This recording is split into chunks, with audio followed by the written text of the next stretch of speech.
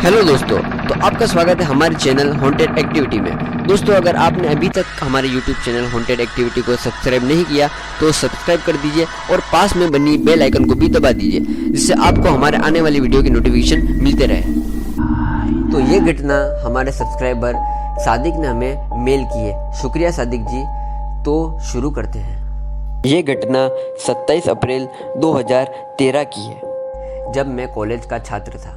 अपने कॉलेज की ओर से हम सभी कैंप के लिए एक जंगल में गए थे। हल्की ठंड थी, अतः रात में हम सब ने पूरी रात कैंप फायर के साथ डांस करने, गाने आदि का प्रोग्राम तक किया। मुझे और सभी साथियों को कैंप फायर के लिए लकड़ियां इकट्ठी करने का भार सौंपा गया। मैं निकला तो सबके साथ ही, लेकिन जंगल की प्राकृतिक सौंदर्य में भटकता हुआ अकेले बहुत दूर कहीं निकल गया। अचानक आसमान बादलों से भर गया और गरज के साथ बारिश होने लगी।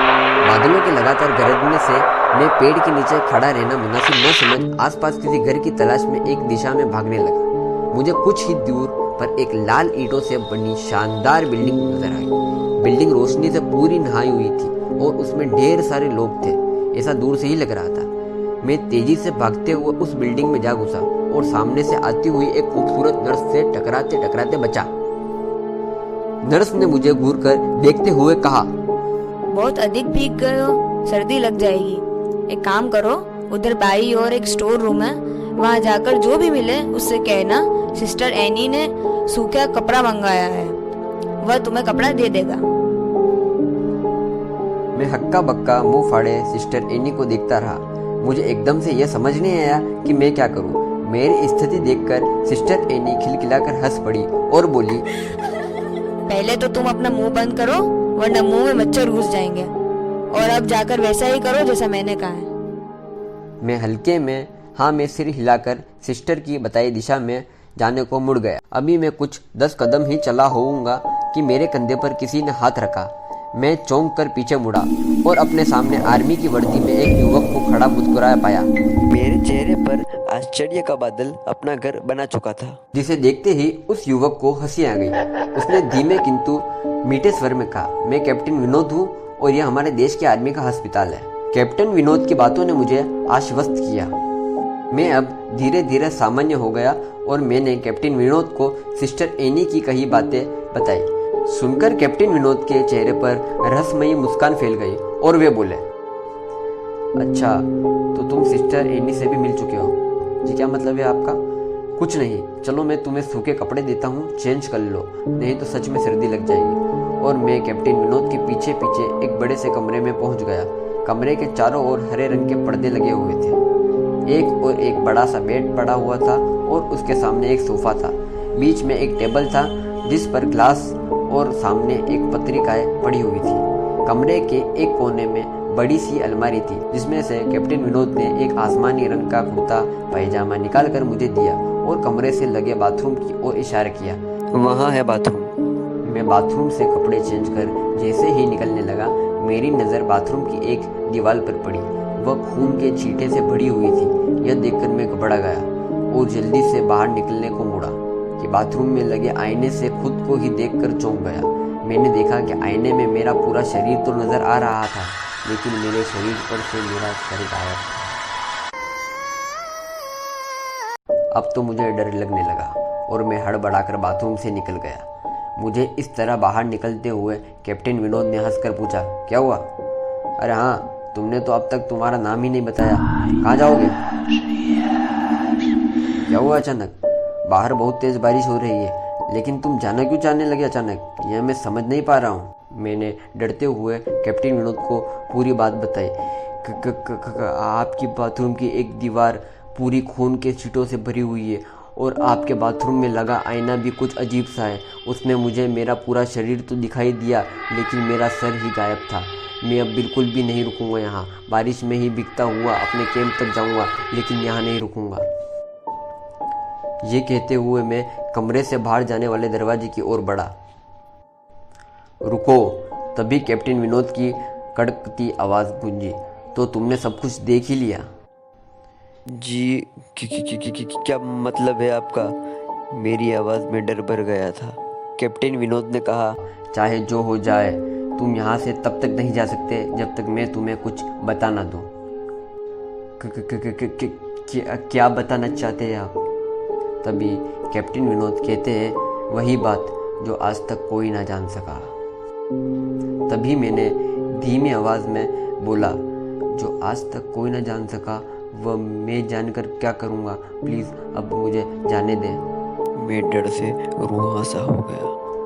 तभी कैप्टन विनोद कहते हैं, नहीं, बिल्कुल भी नहीं, और तुम्हें मुझसे डरने की कोई भी ज़रूरत नहीं है। सैनिक सबकी रक्षा के लिए होते हैं और मैं भी तुम्हारी सुरक्षा ही कर रहा हूँ। कैप्टन विनोद के स्वर में कोमलता थी। उन्होंने कहा, आओ मेरे साथ इस सोफे पर बैठ जाओ, मैं तुम्हें एक कहानी सुनाता हूँ। कहानी खत्म होते ही मैं तुम्हें तुम्हारे कैंप तक जीप से छोड़ाऊंगा। वैसे भी तुम अपने साथियों से काफ़ी आगे निकल आए हो, वहाँ तक तुम अब चलते हुए शायद पहुँच ही ना पाओ। कैप्टन विनोद के स्वर में न जाने कैसी मिठास थी कि मैं जाकर उनके बगल में बैठ गया। कैप्टन विनोद ने कहना शुरू किया। उन्होंने बताया कि दुश्मनों ने धोखे से हमारे अस्पताल को अपना निशाना बनाया। दुश्मन देश के 2 सैनिक हमारे सैनिक के वेश में एक हमारे ही घायल सैनिक को लेकर आए। वह घायल था और हमारे देश की सेना ने उसे बहुत ढूंढा लेकिन नहीं मिला था। शायद साजिश के तहत उसे घायल होते ही घुसपैठियों ने कहीं छुपा दिया था। अचानक अपने खोए सैनिक को अपने अस्पताल में पास सभी खुश हो गए और बिना अधिक पड़ताल किए हॉस्पिटल के गेस्ट रूम में घायल को लेकर आने वाले वेशधारियों को ठहरने की इजाज़त दे दी। उस सैनिक का इलाज चल ही रहा था कि जोरों का ब्लास्ट हुआ और पूरा अस्पताल एक पल में खंडर में तब्दील हो गया। तभी मैंने कहा, लेकिन अस्पताल तो अपनी शानदार स्थिति में खड़ा है। मेरी बात को अनसुना कर कैप्टन विनोद ने अपनी बात जारी रखी और कहने लगे, कोई नहीं बचा उस ब्लास्ट में। दीवार पर पड़े खून के छींटे भी उस ब्लास्ट में मारे गए अस्पताल के कर्मचारियों के हैं। तभी मैंने कहा, हाँ, पर यह अस्पताल तो मुझे खंडर नहीं दिखता। यह सुनकर जवाब में कैप्टन विनोद के चेहरे पर रहस्य भरी मुस्कान फैल गई और उनका चेहरा अजीब से भावों से भर गया। मैं उनके चेहरे को देख अंदर ही अंदर दहल गया। फिर भी मैंने हिम्मत कर पूछा, आप उस ब्लास्ट में कैसे बच गए? ये सुनते ही कैप्टन विनोद ठहाका लगाकर हंस पड़े और मुझ पर एक भरपूर नजर डालते हुए कहा, यह कहानी आज से मात्र 10 वर्ष पहले की है और मैं तो आज से 50 वर्ष पहले ही मर चुका हूँ। इसके आगे उन्होंने क्या कहा मुझे कुछ नहीं मालूम। चेहरे पर गीलेपन का एहसास जब काफ़ी हुआ तो जैसे मैं नींद से जगा। मुझे घेरे हुए मेरे सभी सहपाठी और टीचर खड़े थे। मेरी आंख खुलते ही मेरे सर ने कहा, थैंक गॉड, तुम्हें होश आ गया। तो क्या मैं बेहोश था? हाँ, तुम जंगल में जाने कहाँ भटक गए थे। जब सभी लौट आए और तुम नहीं आए तो हम सभी मिलकर तुम्हें ढूंढने निकले। काफ़ी दूर जाने के बाद हमने एक जीप आती दिखाई दी जिसमें एक आर्मी मैन तुम्हें पीछे की सीट पर सुलाए हुए हमारे कैंप को ढूंढते हुए आ रहे थे। उन्होंने हम सबको भी अपनी जीप पर बिठाया और कैंप तक छोड़ा। हमने उन्हें काफ़ी रोकने की कोशिश की लेकिन वह यह कहते हुए चले गए कि अभी नहीं रुक सकता, एक ज़रूरी काम है। जब हमने तुम्हारे बेहोश जाने और उन तक तुम्हारे पहुंचने के बारे में पूछा तो बोले सादिक ही बताएगा और जो भी बताएगा वह सब कुछ सच होगा। सबकी उत्सुक निगाहें अपनी ओर लगी देख मैंने धीमे स्वर से पूछा, क्या उनका नाम कैप्टन विनोद था? सर ने हाँ में सर हिलाया। मैंने सबको उधर चलने को कहा जहां से सबने जीप आती देखी थी। पहले तो सर तैयार नहीं हुए। मेरे बहुत कहने पर वो राजी हुए और चलने को तैयार हो गए। सुबह होते ही हम उधर की ओर गए। मैं उस जगह पर पहुंचकर गहरे आश्चर्य में डूब गया क्योंकि वहां एक टूटी सी खंडर सी जली हुई बिल्डिंग थी जिसके एक टूटे पत्थर पर लिखा था आर्मी अस्पताल। तो दोस्तों, कैसी लगी आपको हमारी ये कहानी? आपके विचार कमेंट बॉक्स में ज़रूर बताइएगा और आपके पास कोई ऐसी वारदात हो तो हमें ईमेल करिए या कमेंट बॉक्स में बताइए, हम आपकी घटना लोगों तक पहुंचाएंगे। आज के लिए इतना ही, मिलते हैं अगली वीडियो में, तब तक के लिए गुड बाय, जय हिंद।